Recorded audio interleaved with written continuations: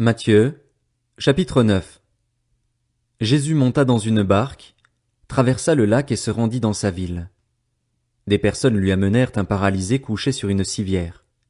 Voyant leur foi, Jésus dit au paralysé, « Prends courage, mon enfant, tes péchés te sont pardonnés. » Alors, quelques spécialistes de la loi se dirent en eux-mêmes, « Cet homme blasphème. » Mais Jésus connaissait leurs pensées.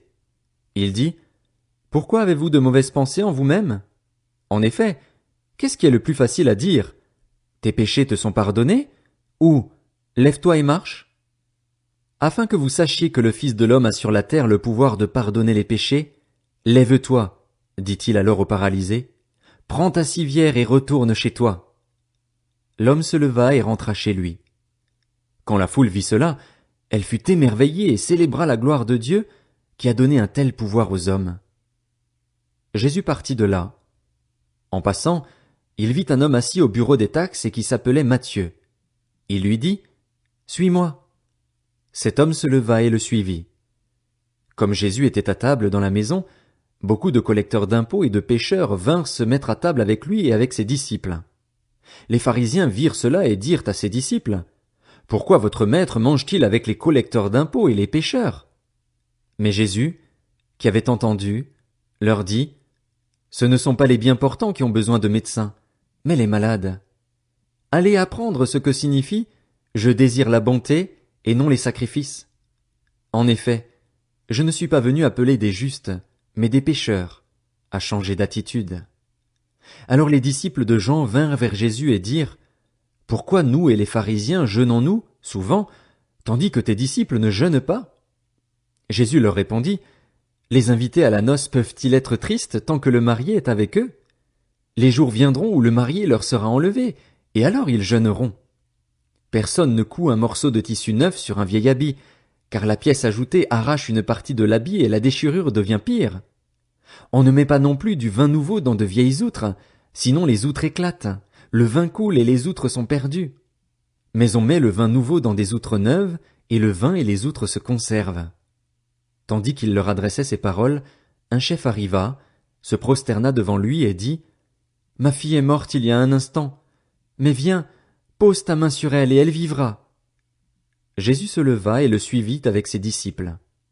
C'est alors qu'une femme qui souffrait d'hémorragie depuis 12 ans s'approcha par derrière et toucha le bord de son vêtement, car elle se disait, « Si je peux seulement toucher son vêtement, je serai guérie. » Jésus se retourna et dit en la voyant, « Prends courage, ma fille, ta foi t'a sauvée. » Et cette femme fut guérie dès ce moment. Lorsque Jésus fut arrivé à la maison du chef, il vit les joueurs de flûte et la foule bruyante. Il leur dit, « Retirez-vous, car la jeune fille n'est pas morte, mais elle dort. » Et il se moquait de lui. Quand la foule eut été renvoyée, il entra, prit la main de la jeune fille, et la jeune fille se leva. Cette nouvelle se propagea dans toute la région. Quand Jésus partit de là, il fut suivi par 2 aveugles qui criaient, « Aie pitié de nous, fils de David !» Lorsqu'il fut arrivé à la maison, les aveugles s'approchèrent de lui et Jésus leur dit, « Croyez-vous que je puisse faire cela? »« Oui, Seigneur, » lui répondirent-ils. Alors il toucha leurs yeux en disant, « Soyez traités conformément à votre foi. » Et leurs yeux s'ouvrirent. Jésus leur recommanda avec sévérité, « Faites bien attention que personne ne le sache. » Mais, à peine sortis, ils parlèrent de lui dans toute la région. Comme ils s'en allaient, on amena à Jésus un démoniaque muet. Il chassa le démon et le muet se mit à parler.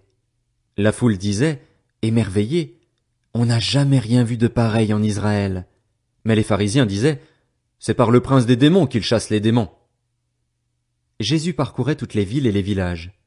Il enseignait dans les synagogues, proclamait la bonne nouvelle du royaume et guérissait toute maladie et toute infirmité. À la vue des foules, il fut rempli de compassion pour elles, car elles étaient blessées et abattues, comme des brebis qui n'ont pas de berger.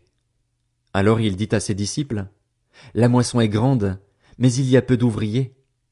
Priez donc le maître de la moisson d'envoyer des ouvriers dans sa moisson. »